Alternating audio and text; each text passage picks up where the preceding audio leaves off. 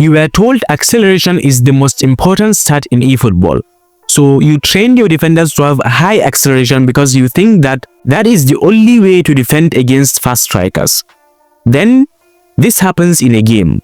Your opponent gets a chance to counter and his striker is through on goal. Your defender with 90 acceleration, who in the beginning looked like he was in front, lost the race over long distance. How is this possible? You specifically trained your player to stop fast attackers, but he still looks like a turtle when it matters the most. The reason this happened is because you trained your player blindly. You went ahead and trained your player just because you heard that certain stat is better without taking into consideration your team play style or how you play. Many people think that if they train their player to have 90 acceleration in quick counter, it has the same importance as giving 90 acceleration to a defender in long ball counter. In eFootball, training a player in one way does not mean that the player will perform the same way in multiple playstyles. Each playstyle is different. Every playstyle has its own unique structure, tactics, and player positioning. Because of this, some stats may be crucial in one playstyle, but in another playstyle, they may be useless. For example, training your players to have high lofted pass will be very important in out wide because of the long switches from flank to flank, while in possession game, lofted pass is not very important because possession game deals with short passes and tiki-taka football. After my last video explained the player training for long ball counter, which if you haven't watched already, I highly recommend you do, I asked you guys which playstyle do you want me to do next. And a lot of you mentioned quick counter. That is why in this video, I'll be focusing on quick counter. I'll give you the best training that works with quick counter for every position starting from defense to attack. I'll also explain why some stats might be of more importance than others. If you still want me to cover other playstyles, leave a comment. For defenders, like I said in my long ball counter video, every defending stat is important regardless of the playstyle.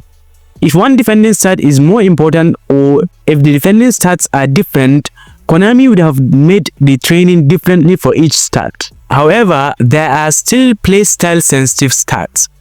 What do I mean by this? Playstyle sensitive stats are stats that can suit a certain playstyle whether positively or negatively. When a stat is more important in one playstyle than in another, it means that that stat is playstyle sensitive. For defending, speed and acceleration are one of the most important playstyle sensitive stats. Quick counter is a very aggressive playstyle.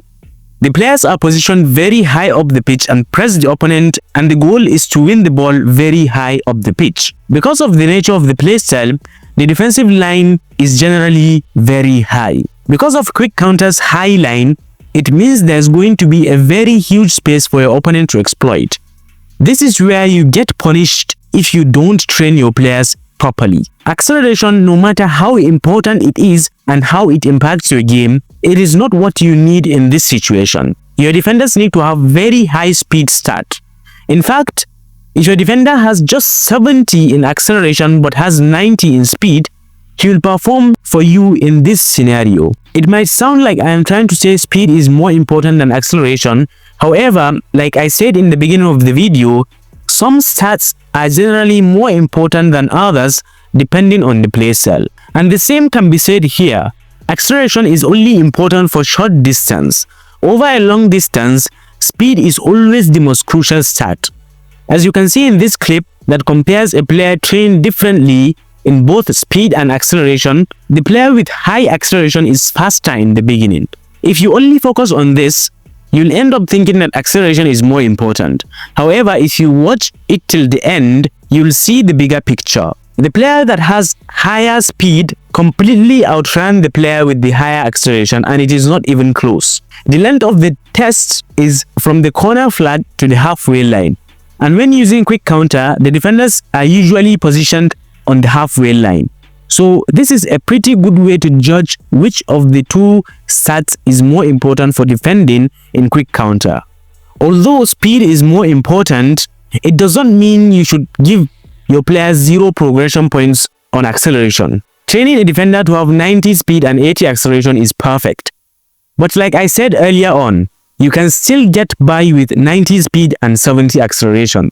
In fact, my favorite defender in eFootball 2023 Player of the Week Upamecano has 88 speed and just 67 acceleration, but he still performs amazingly for me, and he rarely loses a race with a striker. You just have to remember, strikers on the ball speed is not the same thing as off the ball speed. So if your defender has a higher speed off the ball, he is more likely to catch up with the striker because the striker is ultimately slower when he has the ball. When it comes to midfielders, quick counter is a bit different from other playstyles like long ball counter. Long ball counter focuses on long balls, whether lofted through passes or low-driven passes across the pitch.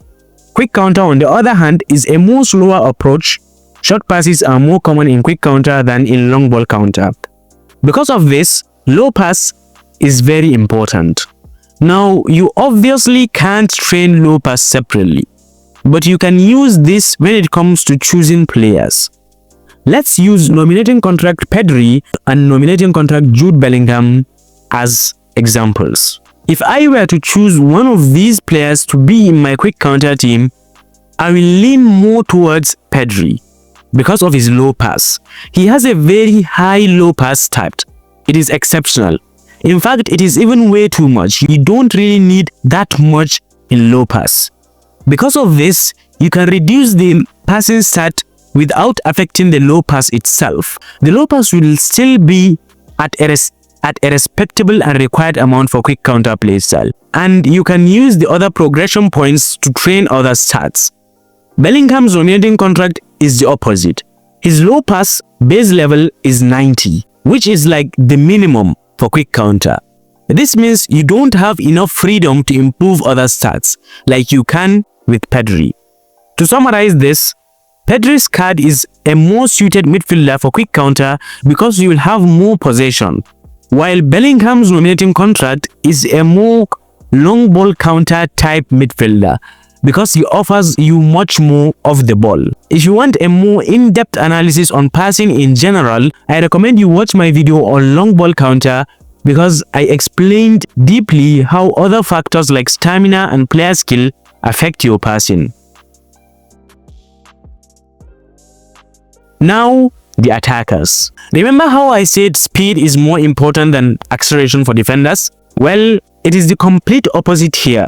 When attacking in quick counter, your players are almost always in the opponent's half, so they don't have a lot of space or distance to attack. And we already know that speed is only useful over long distance, while acceleration is good for short bursts and short distance movement. However, this doesn't mean that your player should have bad speed. There are instances where speed can be very useful, especially during counter-attacks. In the end though, I always say that there is no exact formula for training players in eFootball. Whatever you might hear from other people may not work for you simply because you have a different way of playing. Anyways, if you enjoyed this video, leave a like, subscribe, and I will see you in the next one. Peace.